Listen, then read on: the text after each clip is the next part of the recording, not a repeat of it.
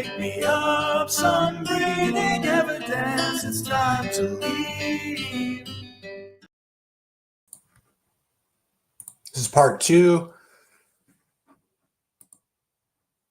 of Foreknowledge and Conditionality in Bible Prophecy.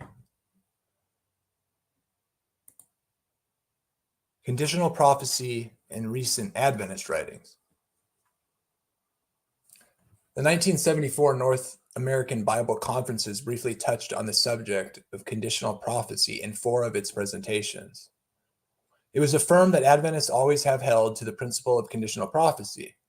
Furthermore, it was observed that the conditionality principle had protected the church from gauging the nearness of the end on the basis of events that affected the recently established nation of Israel. However, none of the expositions actually explored the biblical evidence for defining the nature and function of conditional prophecy. Probably the most thorough attempt by Adventists to explain the nature of conditional prophecy is an article called The Role of Israel in Old Testament Prophecy, which is in the Seventh-day Adventist Bible Commentary. This unsigned essay sets out to interpret the divine promises made to ancient Israel by the prophets and boldly states, and I quote, "It is an undeniable historical fact that, to this day, the majority of these predictions have not been fulfilled," end quote. The commentary explanation is wholly in terms of conditionality. Rejecting other schools of thought, it states, and I quote, "Seventh-day Adventists believe that, generally speaking, the promises and predictions given through the Old Testament prophets originally applied to literal Israel and were to have been fulfilled to them on the condition that they obey God and remain loyal to him. But the scriptures record the fact that they disobeyed God and proved disloyal to him instead. Accordingly, what he purposed to do for the world through Israel of old, he will finally accomplish through his church on earth today. And many of the promises originally made to Israel will be fulfilled to his remnant people at the close of time," end quote.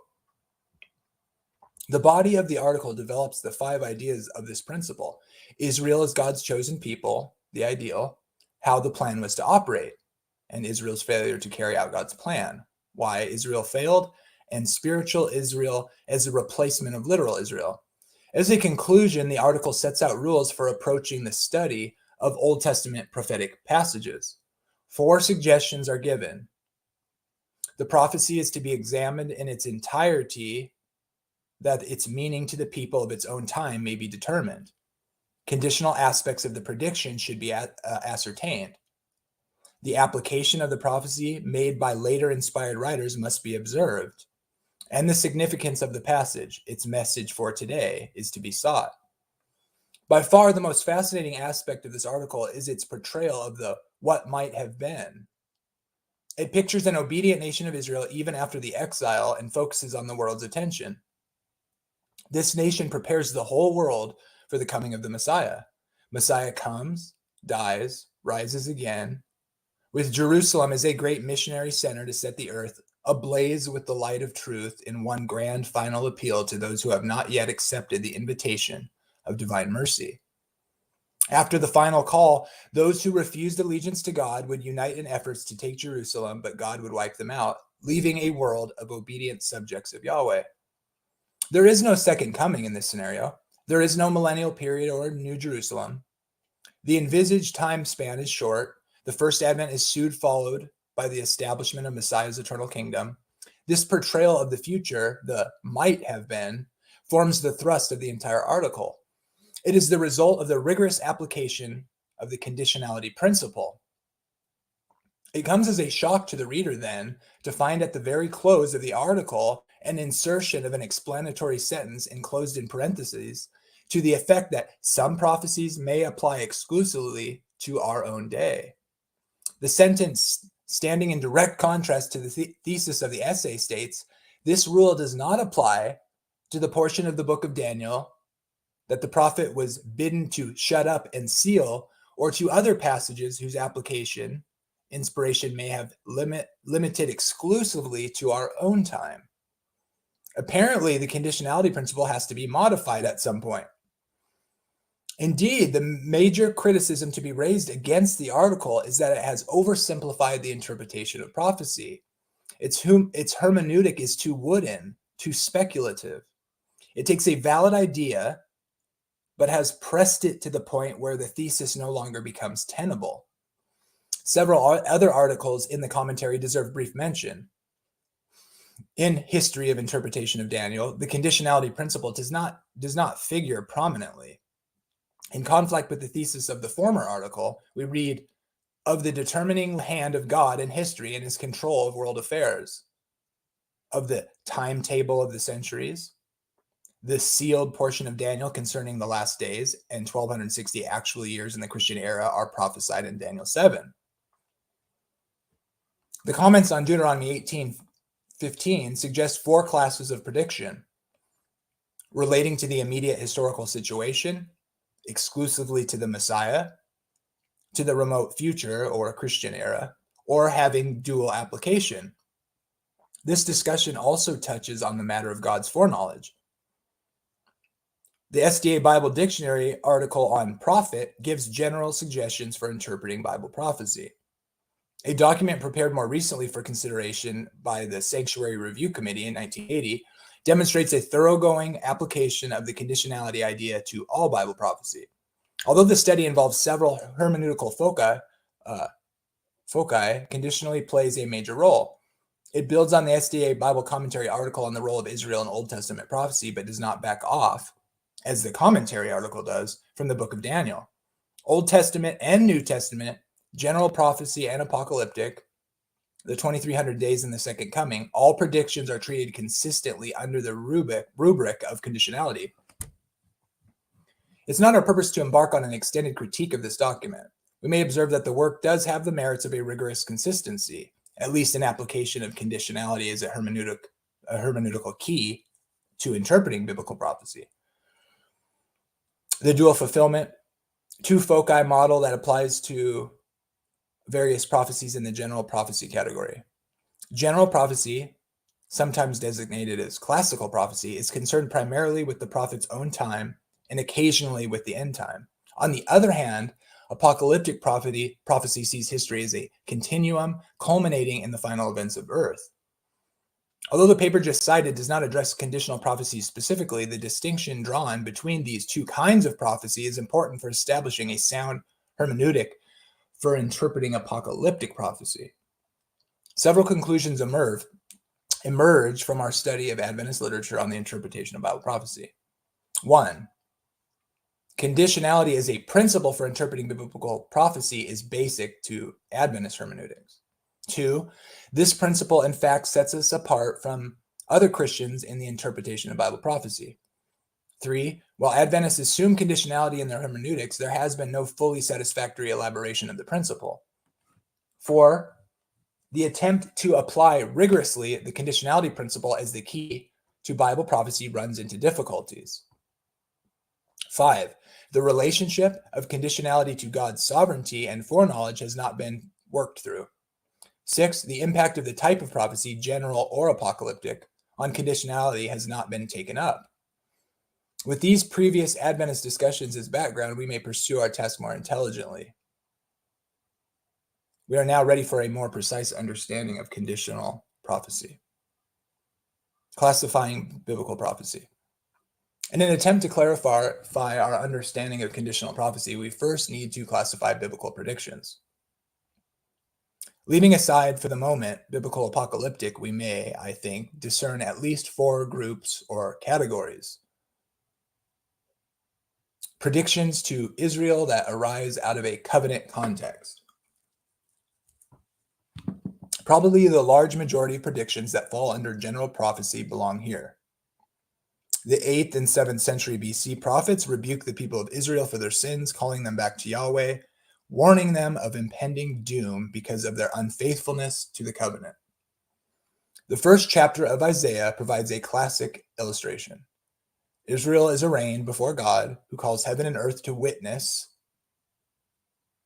Yahweh's complaint is that his people are guilty of gross stupidity. Although he has nurtured them tenderly, they do not display even the elemental gratitude of an ox or an ass. Their failure to live within the covenant is demonstrated by their unethical practices and religious observances that are merely formal. Because of Israel's sins, the land has been devastated, as Yahweh has punished national transgression. Yet he has not cast them off utterly. He has left a remnant. Now he calls them back to the covenant. Come now and let us reason together. Because Yahweh is a covenant-keeping God, one who remains faithful despite mankind's unfaithfulness, because his loving kindness is at the heart of the covenant, there is hope for Israel, forgiveness and restoration. Israel's history through the Old Testament thus exhibits an oscillatory pattern: prosperity, apostasy, decline, repentance, restoration. This is the cycle we find in Judges, Kings, and Chronicles. The principle governing the pattern is, if ye be willing and obedient, ye shall eat the good of the land. But if ye refuse and rebel, ye shall be devoured with the sword, for the mouth of the Lord has spoken it. It is therefore possible to view Israel's history and its various fortunes as a reflection of the truth of Deuteronomy 28,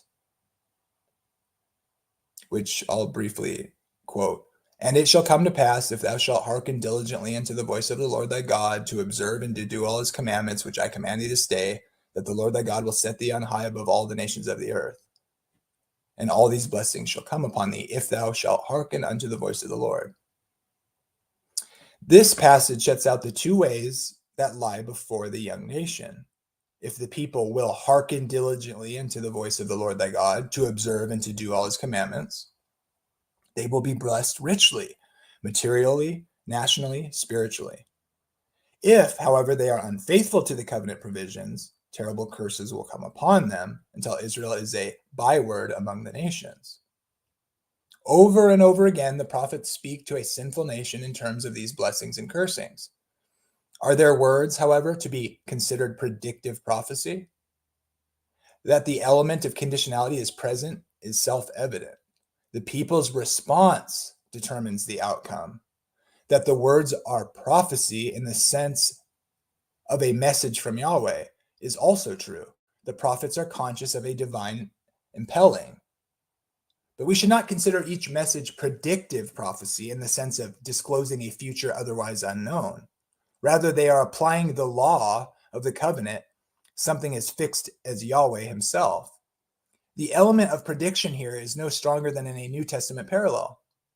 He that believeth on him is not condemned, but he that believeth not is condemned already, because he has not believed on the name of the only begotten Son of God. We are dealing with certainties with the very plan of God for mankind. It is laid down by him and cannot be negotiated. I therefore suggest that we should regard predictions in the first class as covenant promises or threats rather than as conditional prophecy. To do so will clear the ground immediately for more accurate understanding of those prophecies that truly unveil the future. Furthermore, it will remove from the Old Testament a large section what has been designated unfulfilled prophecy. Short-term predictions. There are many short-term Old Testament predictions which do not come within the promises, threats of the covenant relationship. They involve surrounding nations and, in some cases, individuals. Although Yahweh has entered into covenant relation with one nation, Israel, he is nonetheless Lord of the world. He does not condemn wickedness among his special people only to wink at it among the surrounding nations.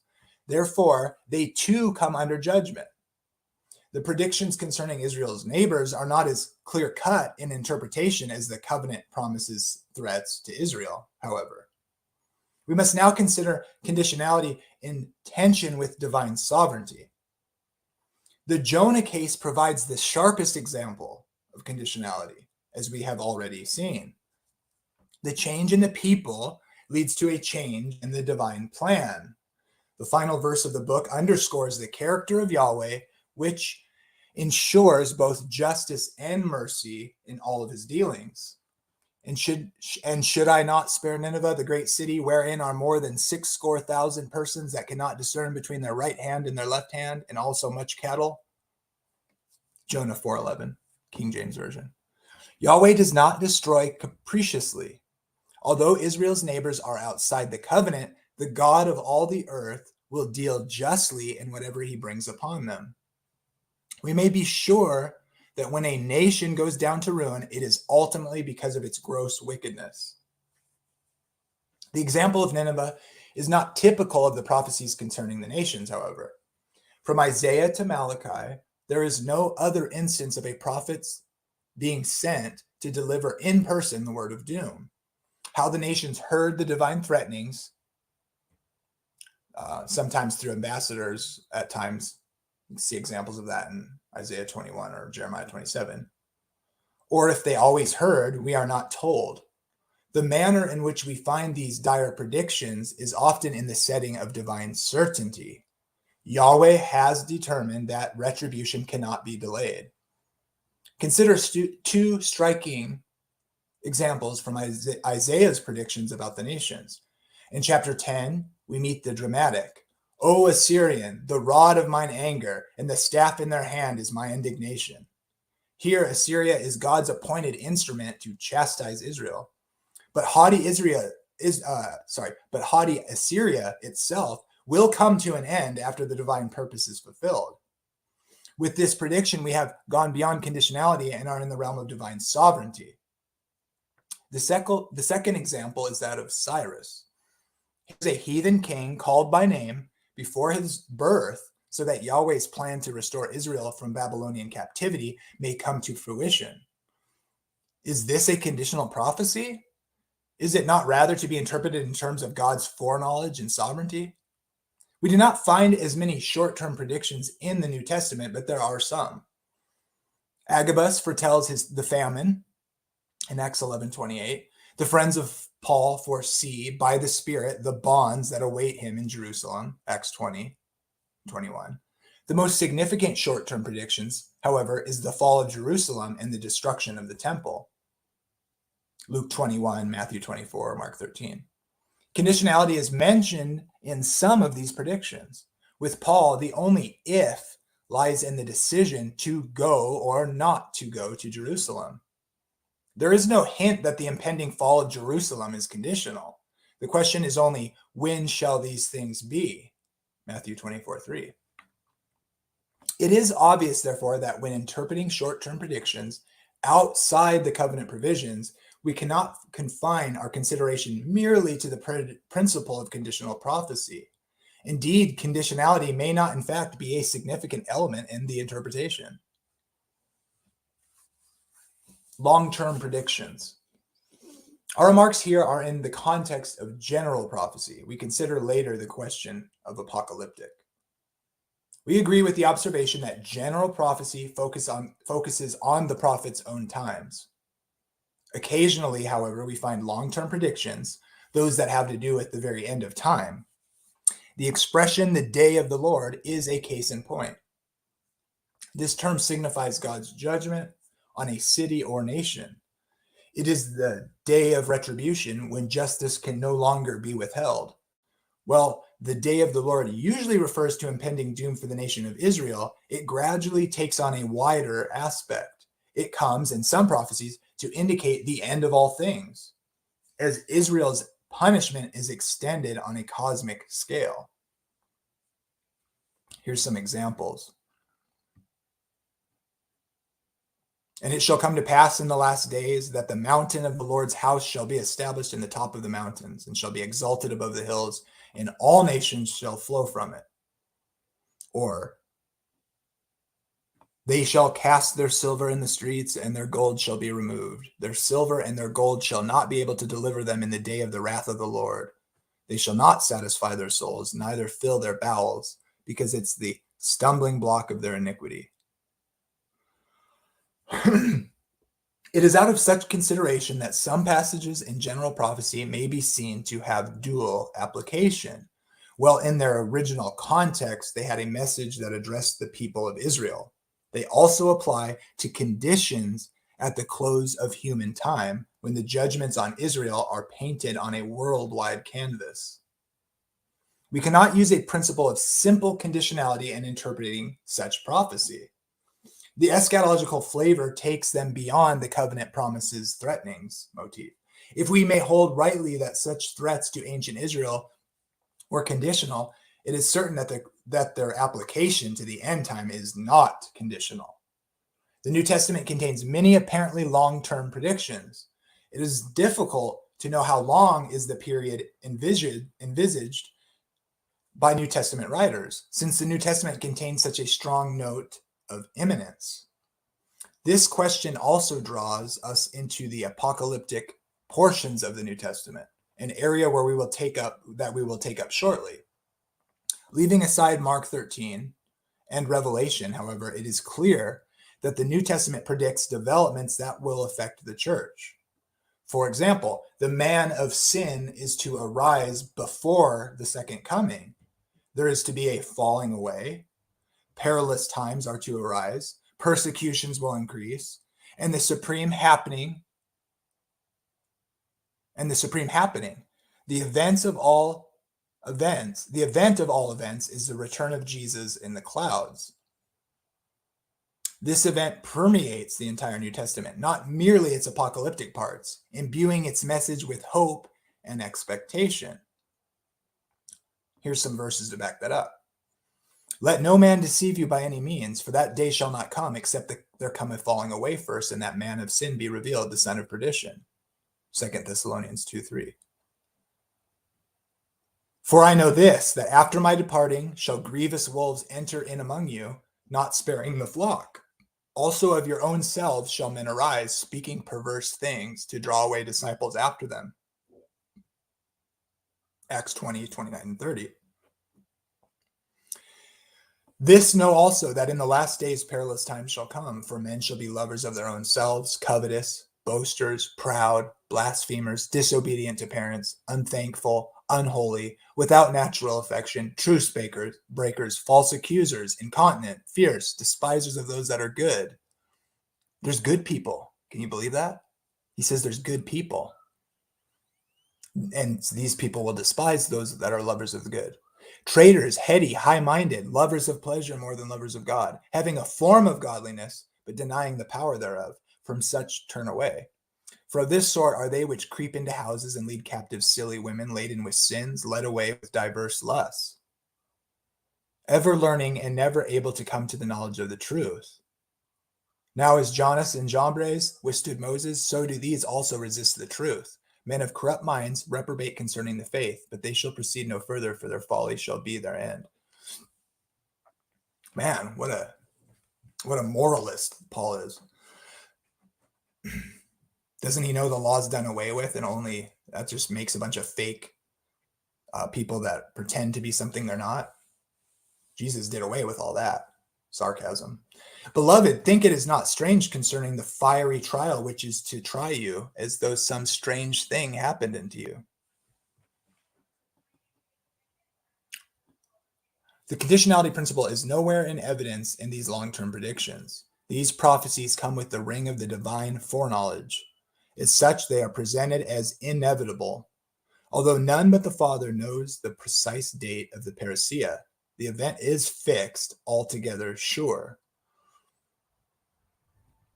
Only one passage suggests the possibility that that day may be hastened, but the passage itself may be translated as waiting for and earnestly desiring, instead of waiting for and hastening the coming of the day of God.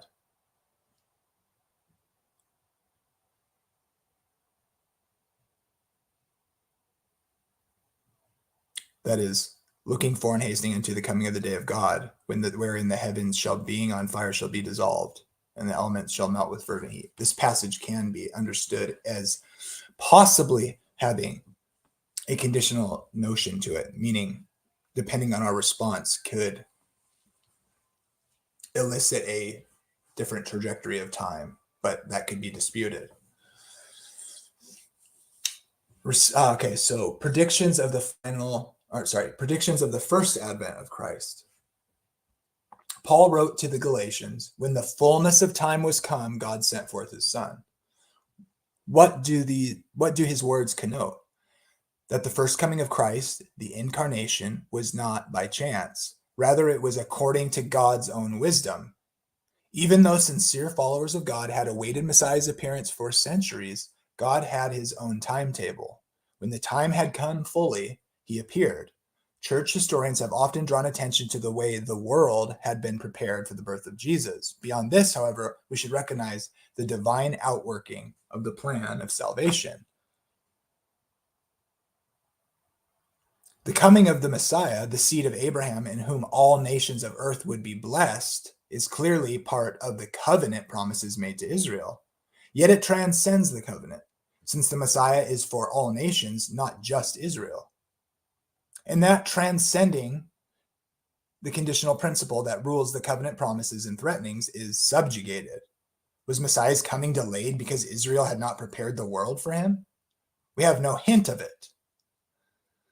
Surely such preparation as they had made was feeble, but Messiah came. He had to come in the fullness of the time God sent him forth. It seems impossible to apply the conditionality principle to the prophecies of the Messiah, that he would come of the line of Judah, that he would be the son of David, that he would be born in Bethlehem, and that he would be the Savior, the substitute for sins. How can we speak of conditionality in these predictions? Over and over, Matthew quotes the Old Testament with the formula that the scriptures might be fulfilled. Even his name is told to Mary before his birth, surely a microcosm of the divine foreordering of Messiah's first coming. Beyond the specific prophecies which usually we label messianic, the entire Old Testament looks to him. It is a work of expectation moving forward and narrowing in upon the birth which is celebrated in the New Testament. The implication of this classification of the non-apocalyptic portions of biblical prophecy are profound for the conditionality idea. The analysis suggests that, far from conditionality being a principle that may be, and indeed should be, applied to all biblical predictions, the very term conditional prophecy is misleading in view of the biblical data. Indeed, for the most part, so-called conditionality is rather covenant promise or covenant threatening. Remove the predictions that fall under the covenant with Israel, and conditionality occupies a minor place in the biblical material. With this background, we shall look specifically to the apocalyptic predictions of Scripture.